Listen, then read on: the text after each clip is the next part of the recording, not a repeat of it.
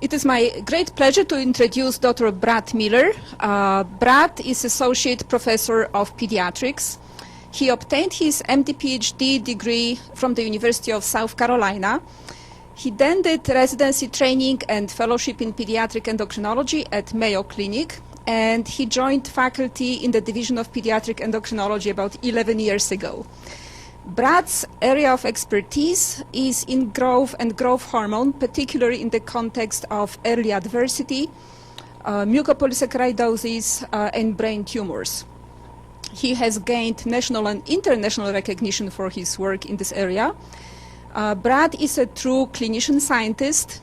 He is a co-investigator on 2 federal grants, on a March of Dimes grant, as well as principal investigator on 8 industry grants. He has also been recognized for his excellence in clinical care by his peers by being listed in Minneapolis-St. Paul magazine, Minnesota Monthly, and Best Doctors in America. So please welcome Dr. Brad Miller. Thanks, Anna. I'm going to have to tell my mom to listen to that introduction because it was fabulous. I'll give her the website, right? Well, thanks. Today I'm going to talk about how safe is growth hormone therapy, and I'll start with a case that's really relevant to the question, and talk about some of the long-term, I shouldn't say it that way, some of the safety data that we've obtained over a long period of study that's mostly short-term. And then some recent papers that have come out talking about long-term safety of growth hormone and have raised our awareness of concerns of what happens long after you're treated with growth hormone. So disclosures, I am a consultant for a number of companies that treat growth and puberty disorders, and I will be discussing a little bit later about how long-acting growth hormone might actually change our perception or the risk profile of growth hormone therapy. So it's just an investigational drug. It won't really be off-label, except it's not yet ready to be used as a medication. So our learning objectives are to understand the connection between the growth hormone and IGF-1 system and normal and pathologic growth, to recognize the approved indications for growth hormone therapy, and to describe the short and long-term safety concerns for growth hormone. So somebody's got to bring up the topic of growth hormone. This is Mickey Mouse and his smaller friends. So the case is a 5-year, 11-month-old male whose height is below the curve at minus 2.29 standard deviations and weight minus 2.3. He has a history of neurofibromatosis type 1, and so I'll talk quite a bit today about NF1 and its risk for tumors. His IGF-1 is low, below the normal range for his age. His bone age is delayed. He's growing actually faster than I would think for the other parameters, so that growth velocity is not super slow. And here's his growth curve where you can see that he's been below the curve and is kind of, as they say, growing on his own curve, but is below the curve. And he actually, I forgot to put his mid-parental height, is quite high. His parents are tall, so he should be about 6 foot when he's done growing. So he's way below where we'd expect him to be. And when we do the stimulation tests, he fails growth hormone stimulation with peaks less than 10 is the cutoff. And the further below 10, the more that we worry that there may be other pituitary deficiencies. But in the setting of NF, he does not have any optic pathway tumors on the brain MRI. So a normal brain MRI, multiple cafe-au-lait spots, and growth hormone deficiency. So the questions that this patient brings up are, what are the benefits of growth hormone therapy? Is there an increased risk of side effects from growth hormone therapy, specifically in a child with NF? Is there increased risk of tumor formation or progression in a child with NF who's getting growth hormone therapy? And do the benefits outweigh the risks? Because first, do no harm is our mantra. So background, we'll talk about growth hormone and IGF-1 system and how it relates to growth and to pathologic growth, as well as some cardiovascular data. So this is just looking at the growth hormone axis. The pituitary gland is stimulated by the hypothalamus to make growth hormone. Growth hormone is then transported in the blood, connected to growth hormone protein, has its major action at the liver to produce IGF-1 and some of the proteins that carry IGF-1 to the target tissue. Growth hormone also has a direct effect on the growth plates, as does IGF-1. And so it's both IGF-1 and growth hormone working at the growth plates that make you grow. And the growth hormone signaling is important in that growth hormone sits on the cell surface and stimulates a number of different pathways intracellularly that ultimately lead to proliferation of the cells and production of IGF-1 and IGF-binding protein 3.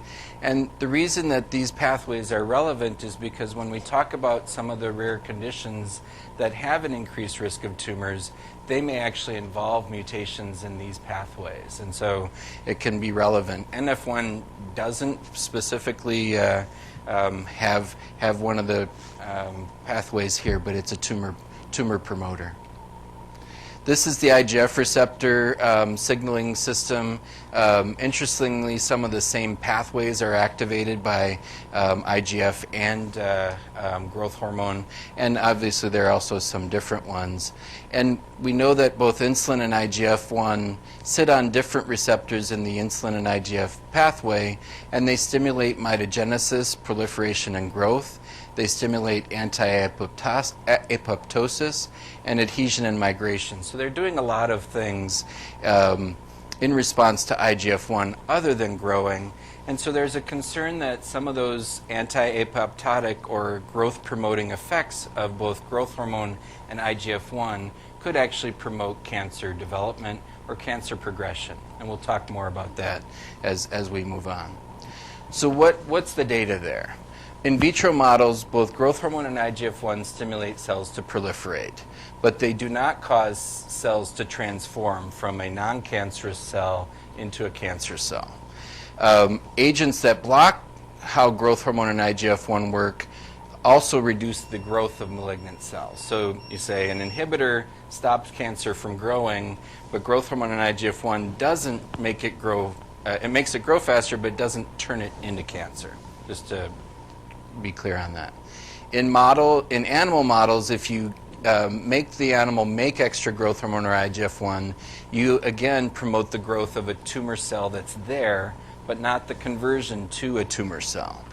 And same thing, the blocking actions in animals show the same thing. If you reduce growth hormone or IGF-1 signaling. So if you have a knockout mouse that doesn't have a growth hormone receptor that works or an IGF-1 receptor that works, you reduce the ability of tumor cells to grow in those animals. Now, human data. If you look at acromegalic patients, there's been concerns that they have an increased risk of tumors. So acromegalic patients are making excess growth hormone. It's Andre the Giant, the Alton Giant, Igor, our Minnesota Giant. Those folks, and they've been reported to have increased rates of colon and other cancers. But case-controlled studies of acromegaly actually show no increase in the colon cancer risk compared to the general population. So it's not entirely clear, again, does it make cancer grow or does it make cells become cancer in people? Larone dwarfs are actually severe short-statured individuals that are proportional that have a growth hormone receptor mutation. Their growth hormone doesn't do anything because the receptor doesn't work. There have been reports that the population of Larone dwarfs, which is very small, but there's a couple of sizable cohorts both in Israel and South America, I can't remember if it's Argentina, that they have a reduced incidence of cancer in that population. So you would say low IGF-1, low growth hormone levels, or low growth hormone action may actually protect you from cancer. And then individuals with an IGF-1 that's in the high part of the normal range in epidemiologic studies, so just taking thousands of people and saying, what's your risk of cancer? How's your IGF-1 level? It's been shown to correlate with increased risks of breast cancer, colon cancer, and prostate cancer. So those are potential relationships of the growth hormone and IGF-1 system to cancer. If we look at adults with growth hormone deficiency, there isn't an increase or decrease rate of cancer that we're aware of. It's a small population of people, and the cancer data is inconclusive. But untreated adults have been shown to have higher rates of cardiovascular disease markers, so lipids, CRP, and central adiposity, and an increase in cardiovascular events, so stroke, atherosclerosis, and myocardial infarction. And when you give growth hormone to adults, these cardiovascular markers all get better, but again, they're a small population, so it's hard to look at outcomes like we've reduced myocardial infarctions in adults, because you need thousands of patients to be able to show that. So growth hormone treatment in growth hormone deficient adults improves their cardiovascular profile. We don't know if it changes their risk for events. And then in the general population for IGF-1 and cardiovascular disease, if your IGF-1 is in the lower part of the normal range, which would be the case if you're a growth hormone deficient individual, you have a higher risk of stroke, atherosclerosis, and myocardial infarction. So there's a connection here between increased IGF-1 levels, potentially someone getting growth hormone, and a risk for cancer. If your levels are low, you have increased risk of heart disease. So it's the balance of those two things. And that's shown in this diagram that basically says if my IGF-1 is in the lowest third and my binding protein that carries IGF-1 around is low, that's consistent with someone who has growth hormone deficiency. If my IGF-1 is low, I'm in the high cardiovascular risk category, particularly if my binding protein is high. Ideal maintenance zone is right in the middle. We all want to be average or better.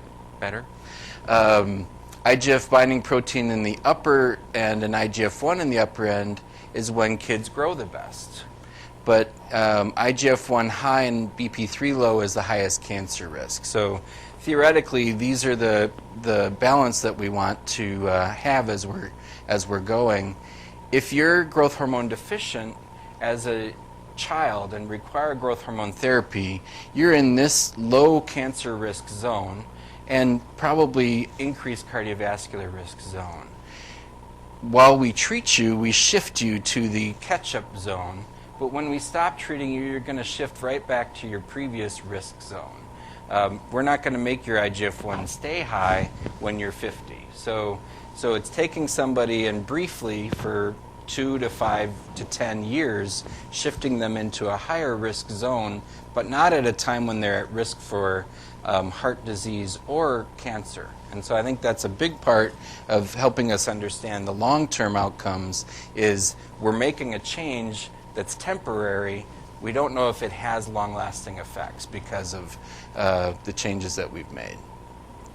So what are the safety data that we have out there? So first I wanted to just show what is growth hormone being used for. It started out as growth hormone deficiency and then added into chronic renal insufficiency, short stature because of this, Turner syndrome and Schacht's deficiency, Noonan syndrome, growth failure from Prader-Willi, children who are small for gestational age and don't catch up, or children with idiopathic short stature. Basically, we don't understand why they're small, but they're unusually small, and it doesn't look like they're going to catch up and grow.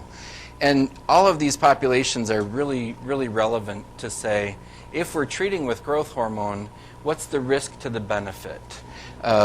If you're growth hormone deficient, you will get taller with growth hormone, but you also have other benefits of cardiovascular benefits, the lipid, the cholesterol, the bone health, etc. The others are primarily height. So if you're looking at the risk-benefit, you want to look at the social impact of short stature as the rationale for treating. And so I think your risk-benefit changes depending upon your condition. If this is growth hormone replacement, because it's a hormone you're not making, your benefit is that much higher. And that's the population that I'll focus on today. So most of our short-term safety data comes from growth hormone registries, and these were FDA-mandated phase 4 trials after recombinant human growth hormone became available in 1985. Over the last 30 years, 29 years, there have been 120,000 patients' data collected in these registries around the world for more than 400,000 patient years. So we have a lot of data saying what are the effects of growth hormone while you're on treatment. This is, I'm sorry, to the previous one. The two biggest studies, the National Cooperative Growth Study from Genentech, that was the largest study here in the U.S., and the Kabi Pharmacia Pfizer KIGS International Growth Study had similar numbers internationally and included U.S. patients. So we have both national and international registries that are huge. We also have smaller studies, but still sizable, from different growth hormone providers, including Serono's GH Monitor, Answer's 14,000 patients, and Eli Lilly's Genesis program. And the most recent addition to the market also has a registry looking at safety and efficacy. And so from these registries, we've been able to look and say, are there rare events that happen just because somebody is on growth hormone? So what happens when they're on growth hormone therapy? And this is actually using the NCGS data. Idiopathic growth hormone deficiency and organic growth hormone deficiency are these two columns, which I'll focus on. And you see that deaths is 0.3, malignancy 0.1. These are expressed as percentages. Leukemia, which was an early concern, after growth hormone came out, there were some scares about early leukemias. Intracranial tumor recurrence, I'll talk about in more detail. Second neoplasms, I'll talk about as well. Diabetes, intracranial hypertension, slip capitofemoral epiphysis, and scoliosis. These are the pseudotumor cerebri and SCFE are the ones that we think about in otherwise healthy kids that they're going to get because of growth hormone making them grow faster. These rates are less than 1 in 1,000 kids that are getting treated and over the whole registries. And so the risk of side effects while you're on treatment is quite low. This is then looking at the same, actually I got this out of order, I apologize. This is looking at the KIGS data to say, in kids on growth hormone therapy, what is the number of observed tumors versus the number of expected tumors in the patients that are on treatment. And so they observed 32 cases with an expected number of 25 cases for a standardized risk ratio of 1.26, which is above 1, but the confidence intervals span 1, so it's not significantly increased. If you focus down on, focus down here, mesothelioma, 22-fold increased risk. I've never heard of that in a kid with growth hormone therapy. Increased risk of leukemia was a concern. That's actually low. Adrenal gland. So there's some values here, again, that cross 1. The only thing that didn't cross 1 was the brain tumor. So there is an increased risk of individuals in the registries of having brain tumors after growth hormone therapy. And we'll talk about why that would be. So new onset malignancies in somebody without a risk factor, I think, is an important category, because we'll talk about kids that have had cancer and are having a recurrence or a second neoplasm. But if you look at the number of individuals who had a cancer, the numbers was 36 out of the 56,000 individuals that were in the database, and those numbers did not actually weren't higher than the general population rates of these tumors. So if you didn't have a risk factor, you weren't at an increased risk of getting tumors. So if we looked at the expected rates, age 0 to 4, you expect 20.4 you expect 2.3 and you had 1. 5 to 9, it was 5 expected, 6, 11 was 12, 9. So the numbers are just slightly above the incidence rates, but again, the risk ratio ends up not being statistically different. So what about long-term safety data? So some of the best long-term safety data we have actually is from the Childhood Cancer Survivor Study, which is well known to people here, many people here.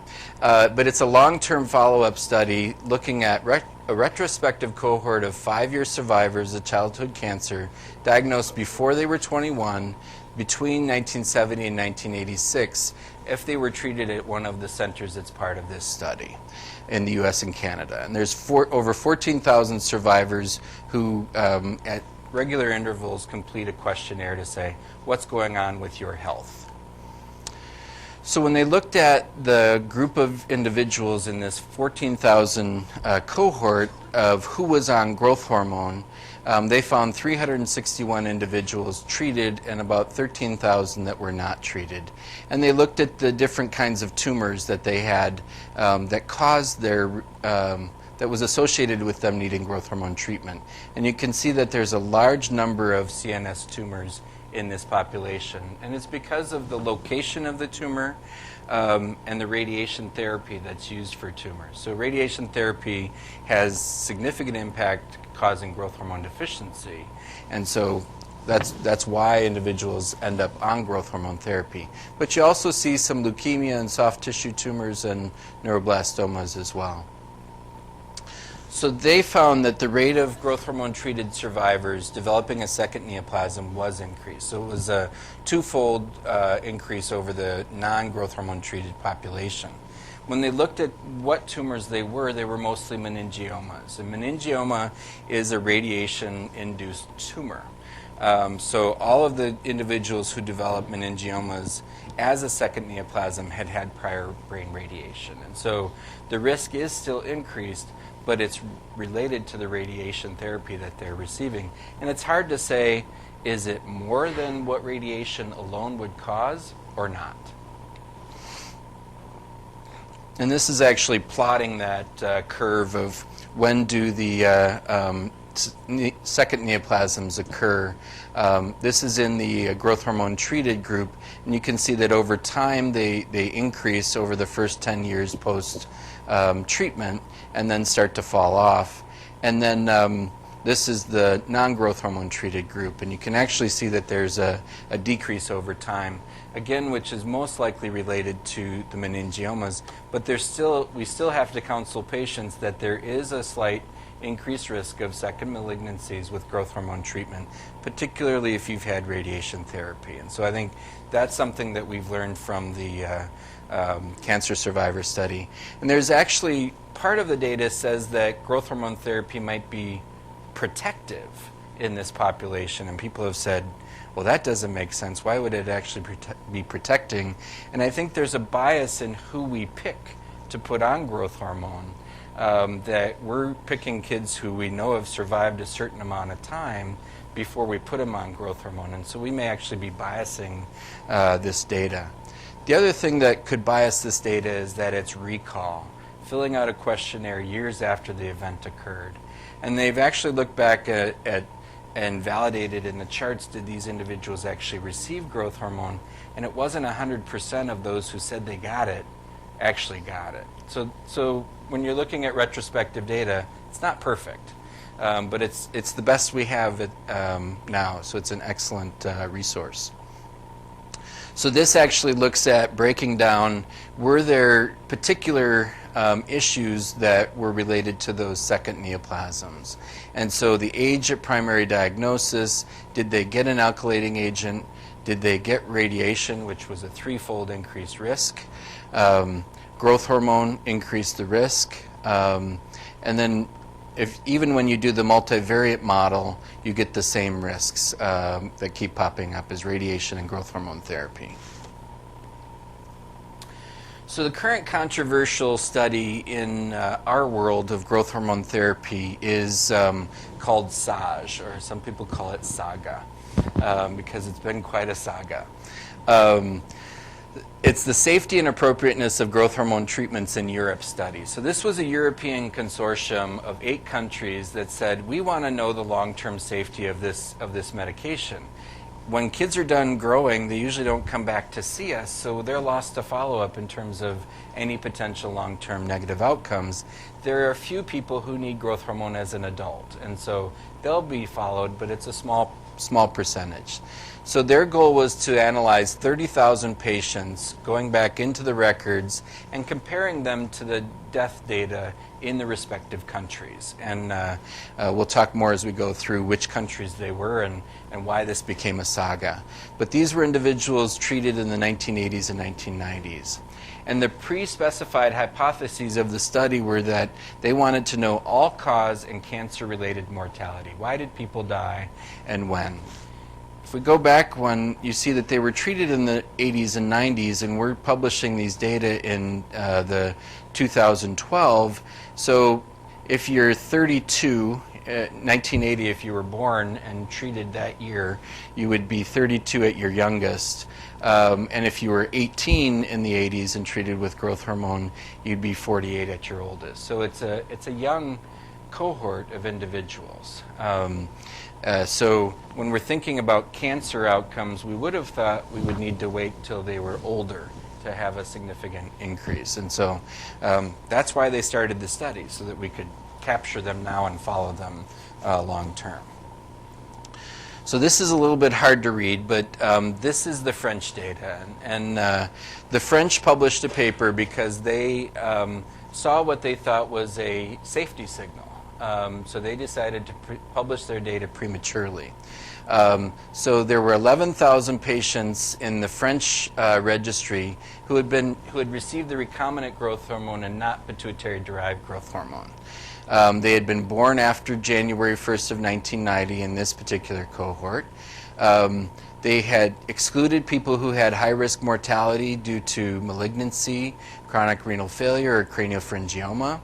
They excluded people with an intermediate mortality risk because of multiple pituitary hormone problems, other congenital diseases, or severe chronic pediatric diseases, and then took out 13 that had missing information about their underlying conditions. So this yielded 6,900 individuals who they classified as low mortality risk before they analyzed their outcomes data. That included isolated idiopathic growth hormone deficiency. They don't have a brain tumor. They don't have other pituitary hormone deficiencies. Children who were born small for gestational age and didn't catch up. And idiopathic short stature, which is not EMA approved, but is still treated in many European countries. There were a number that were lost to follow-up, so they weren't part of the assessment. And then there were 93 who had passed away as of the data analysis in 2009, and 6,500 who hadn't. So if we look at the characteristics of those who received growth hormone therapy, it was more males than females, which is pretty typical of growth hormone treatment. Their birth weight was below average. Birth length and birth weight were both below average. They were an average of 11 years old when they started treatment. They were short.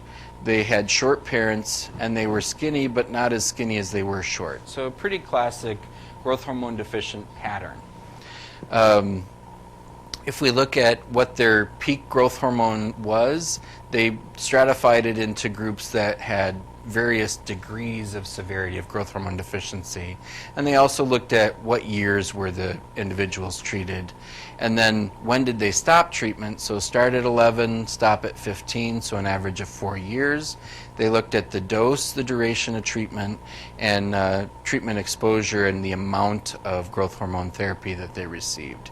They also looked at the chronologic age at the time of census or death, and the duration of follow-up. So it had about 17 years of follow-up after starting growth hormone until they either the end of the study or they had passed away.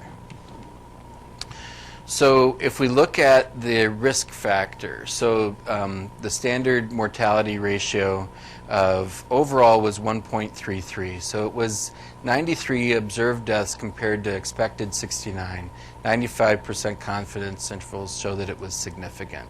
If they look at the dose of growth hormone in increasing amounts, and these values are more typical of US, where we use higher doses of growth hormone than in Europe, they see an increasing value that doesn't show up significant until the highest dose of growth hormone in the smallest number of people in the study. Treatment duration did not have a significant connection except for the shorter duration individuals. And overall exposure was, again, if you received more growth hormone, you had a higher increased mortality. Characteristics, if you look at males versus females, it was slightly higher risk in males.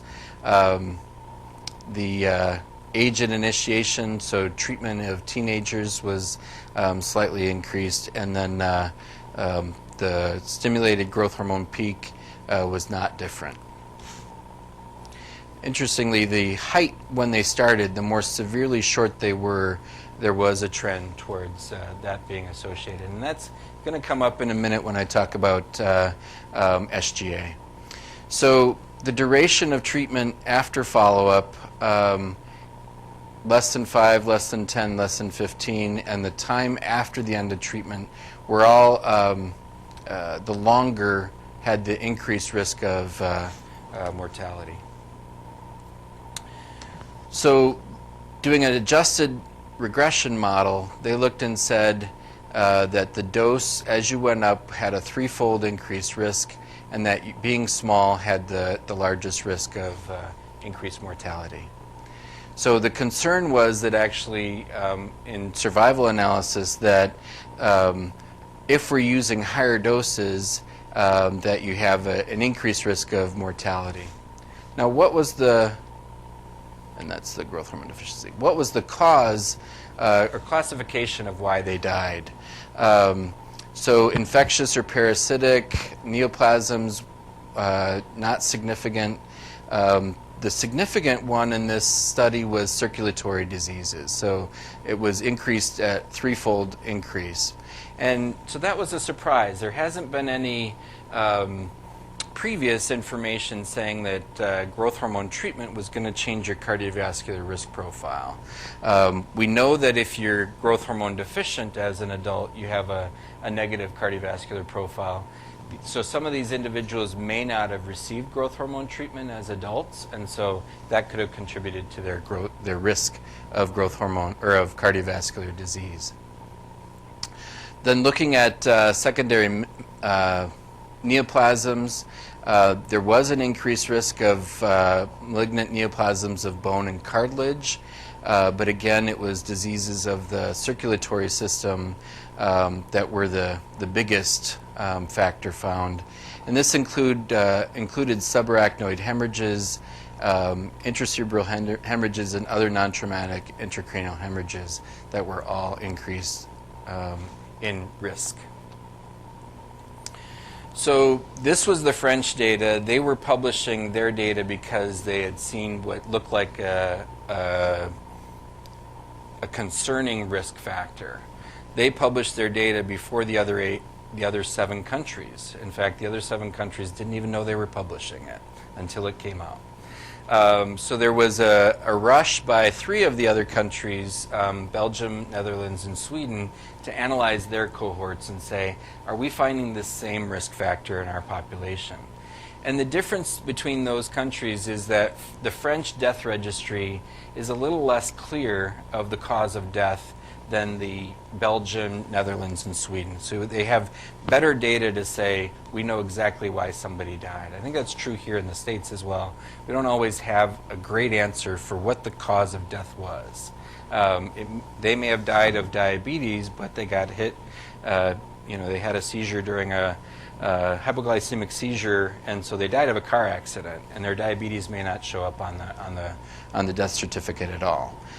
So that's part of the question of when we're interpreting these results, should we, how do we understand it? So if we look at the cohorts from Belgium, Netherlands, and Sweden, we look at low-risk group, the percentage in the low-risk group with IGHD, ISS, and SGA. And it's lower numbers than France. So that's one challenge here, is that the French data had a lot more patients in the study. So they had more power to find problems. So when we look at this study, we say, well, the numbers are smaller, so is it as good? They looked at the distribution of dosing, so they also broke it down into the groups that were on the same pattern as the other groups. And they looked at the individuals who died during the follow-up period, and they found no evidence of any increased brain tumors or increased cardiovascular events in their population. So you can see that there were 21 individuals who died, and most of them were traffic accidents and poisonings and suicides and drownings, which would be more typical for the age of the cohort that we're talking about. These are people in their 20s and 30s and 40s than a stroke or a cancer.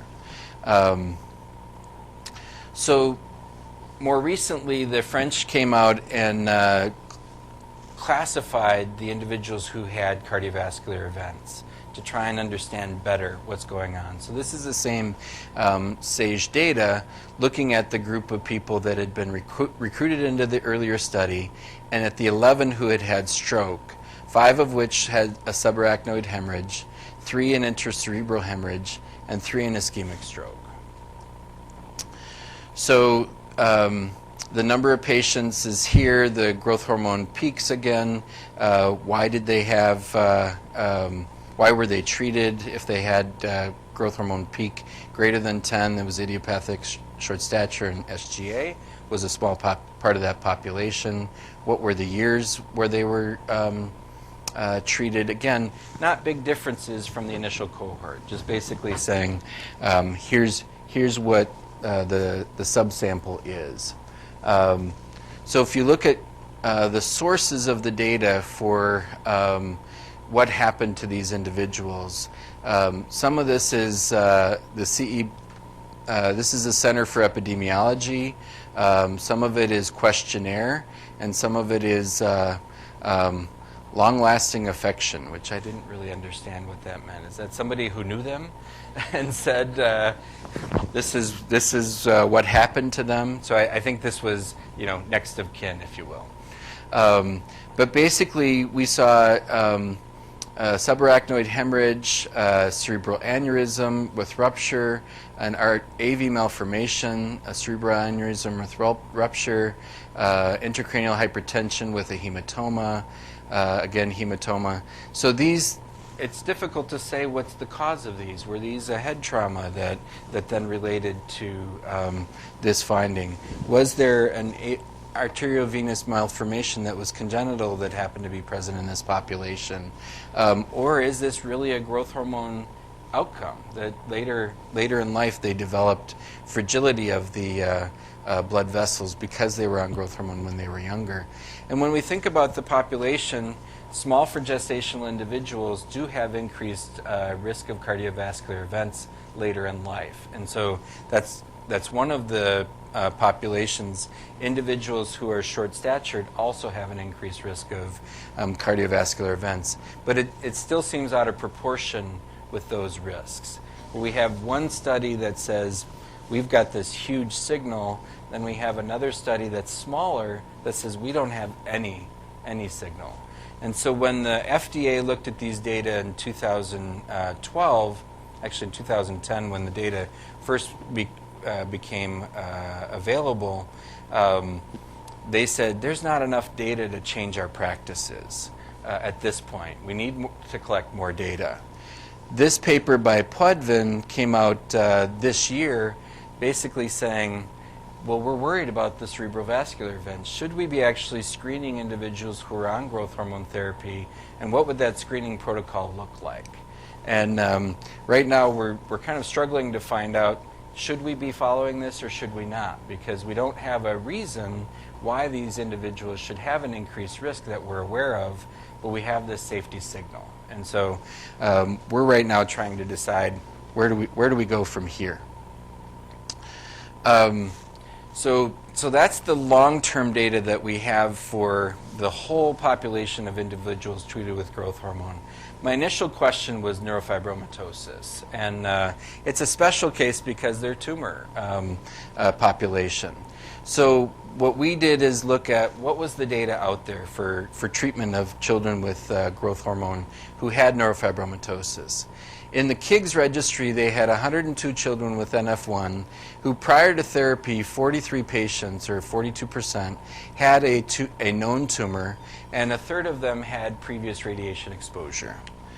While they were on treatment, they found 19 individuals that had adverse events that were progression of neurofibromatosis, 2 of which were recurrence of optic glioma, and 4 of which were a new intracranial tumor. So there were 4 new tumors in this population and 2 recurrent gliomas.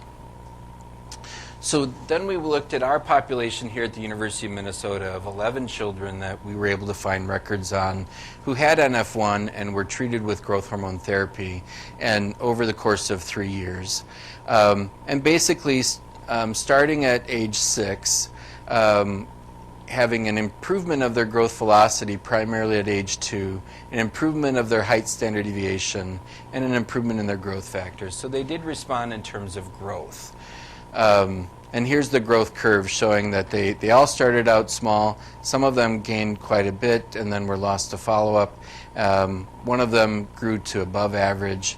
Most of them ended up within the normal range of height at the end of treatment.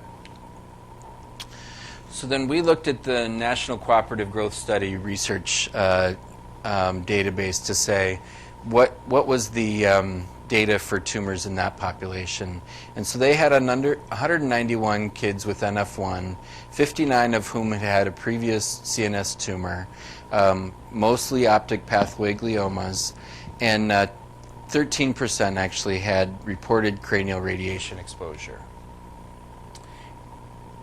Adverse events in this population, in terms of non-serious adverse events, weren't any different in this population than in other populations. Scoliosis, headaches, back pain, some of them didn't grow very well, so fairly typical.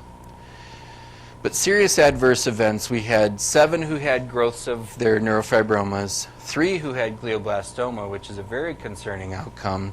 2 of the 3 had new glioblastomas, had a prior history of optic pathway gliomas, and the other one had a CNS tumor that wasn't described in the data. And we had recurrence of optic pathway gliomas and astrocytomas. So some of the patients had their tumors come back while they were on growth hormone therapy. But if we look at the natural history of NF1, up to 15% of patients with NF1 will get a brain tumor within the first 2 years of life. The majority of which are low-grade gliomas on the optic pathway. Progression of optic gliomas, or low-grade gliomas in general, has been reported to be between 13 and 20% in other studies of NF patients, compared to 1.6% in our study. So we had a smaller rate of progression than other studies have described. The incidence of, or the occurrence of the glioblastoma is obviously a very serious brain tumor, so we wouldn't want to be giving growth hormone and promoting that. As I mentioned, in 3 of the cases, it happened 2, 6, and 8 years after starting treatment. 2 had a history of the optic pathway, and 1 had another tumor. One of these patients received radiation therapy, but we didn't have documentation as yes or no in the other 2 patients. However, prior radiation therapy is a possible explanation for the development of a new glioblastoma multiforme. We don't know the answer in this group. So 50% of patients with NF1 with optic pathway tumors who receive radiation have been shown to develop tumors later as a response to radiation. So it's been recognized that giving radiation to NF patients is probably not a good idea because of their tumor promoter condition. And the relative risk ratio of having a secondary nervous system tumor after radiotherapy is 3 times normal. So giving radiation could be the risk factor why we see the gliomas in our population. And there have been several reports that say that kids with NF1 have an increased risk of glioblastoma but the actual incidence is still not known. So that's still a warning sign in kids with NF1. However, if we look at all of the registry data, the overall incidence of glioblastoma in children getting growth hormone is 1%. It would be considered comparable to the rare incidence that's been described in other people with NF1. So we don't see a clear signal that growth hormone is changing the risk of this bad tumor. So we got a few minutes. I'm trying to decide, do I talk about long-acting growth hormone and how it'll change the risk factors? So right now, we give subcutaneous growth hormone every day. That's been available since the late 50s, but more clearly in recombinant form since 1985. So kids are taking shots every night. Obviously, every night taking a shot isn't ideal. If you could take a shot once a week, once a month, twice a month, that would be great. So there's been a lot of push in our field to develop a long-acting growth hormone. So you can have a tissue depot that delays the absorption from the subcutaneous space. And there have been molecules like this that have been developed, including incorporation into microspheres or other suspensions that cause slow release from the tissue. Unfortunately, they've had a lot of local reactions with those. And so now the field is going more towards slowing the clearance from the circulation, using polyethylene glycol modification or fusion proteins with synthetic or naturally occurring proteins. Whoops. Yes, I want to stop the scan.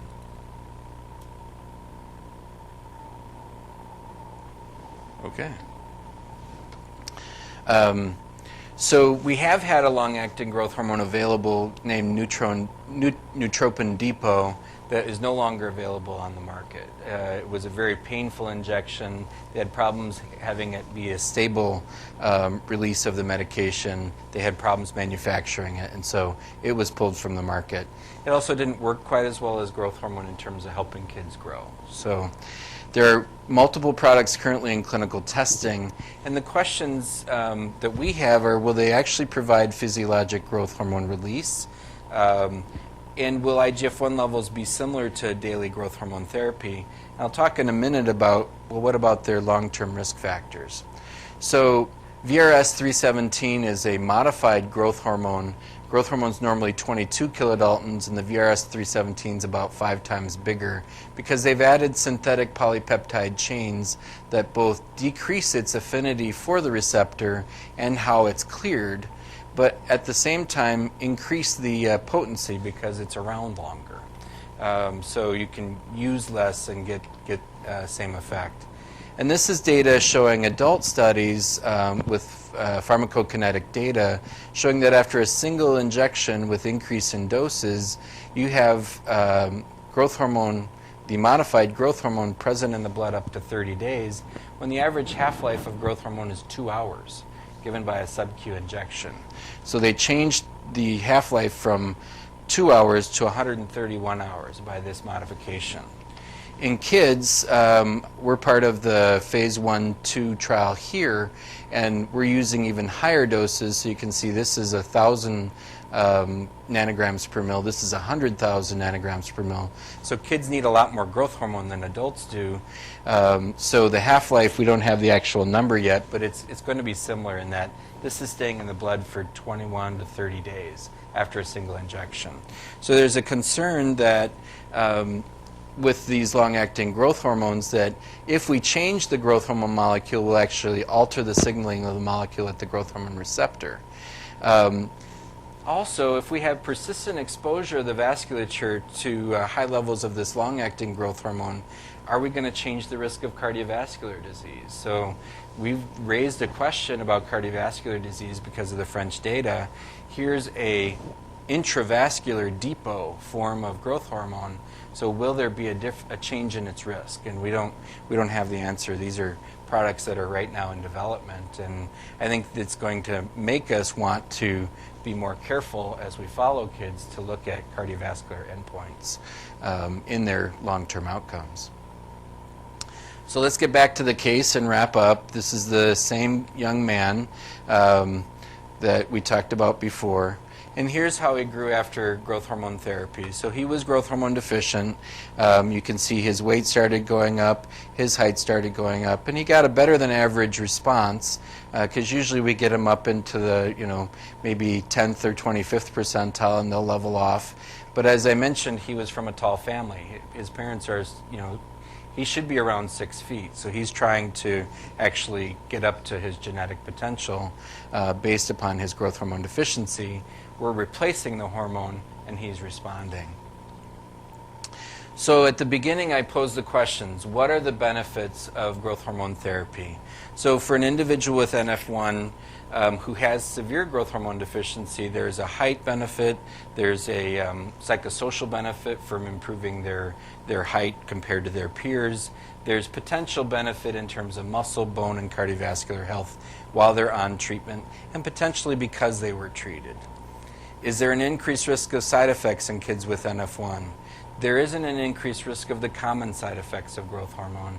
And in the registry data that we were able to find, we don't see an increased risk of new tumors or progression to or recurrence of a tumor, except for the glioblastoma multiforme, which is difficult to say because there's not great natural history data of how often does GBM happen by itself.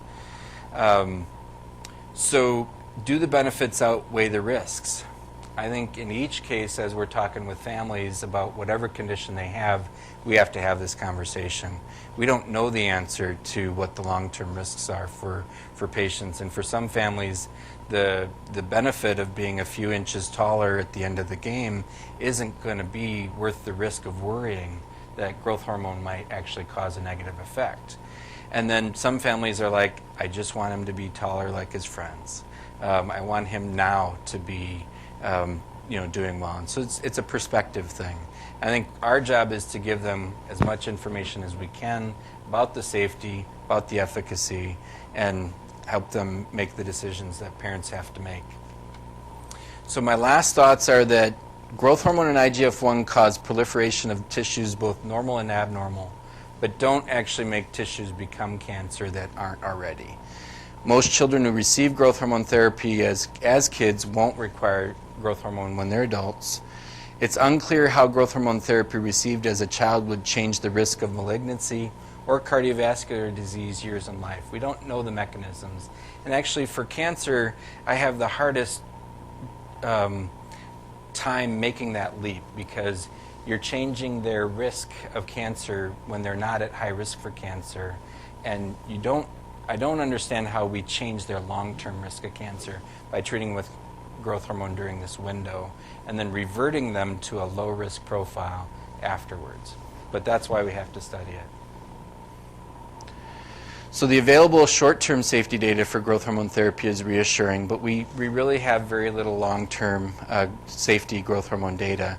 And so we need appropriate long-term safety studies, and they need to be performed with proper controls. One of the biggest comments about the French data is that if you took a group of short individuals and followed them as meticulously as these individuals were followed, would they have the same risks of these conditions that they identified? And we don't have that. And I'm not sure we'll ever have that. I think that's a tall order to be able to get, but that's something that we need. And then the decision to treat or not should be individualized with the input of parents, the doctor, the patient, and based upon what available safety data we have, how well it works, as well as what we know of the physiology, but we have to stay alert and watch. And I think as we're developing long-acting growth hormone products, we have to ask those questions also is, does having this new product change our risk as well? So, and this is a picture drawn by a sibling of a child with a growth problem who says, even if we don't grow right, we're still perfect. So, I'll close with that.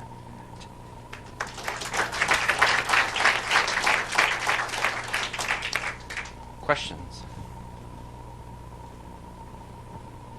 Sir. So, isn't another conclusion from the French data that maybe you should use doses for short durations because you were those very severely drug deficient patients have risk for something? Yeah, so that actually is one of the keys that had come out of that, key points that had come out of those data was that they were concerned about higher doses having an increased risk. It wasn't matched in the Scandinavian data that a higher dose gave a different risk. And it's more concerning here because on average we use 25% more growth hormone dose-wise in the US. Those were the standard doses that were part of the original studies. And so that's why I think we should be more aware and alert about it, because we are using higher doses. But because it wasn't found in that other cohort, we're not sure the significance of it. And SGA is actually a population that tends to get higher doses, so it's the population that you most need the controls in. Sir? Yeah.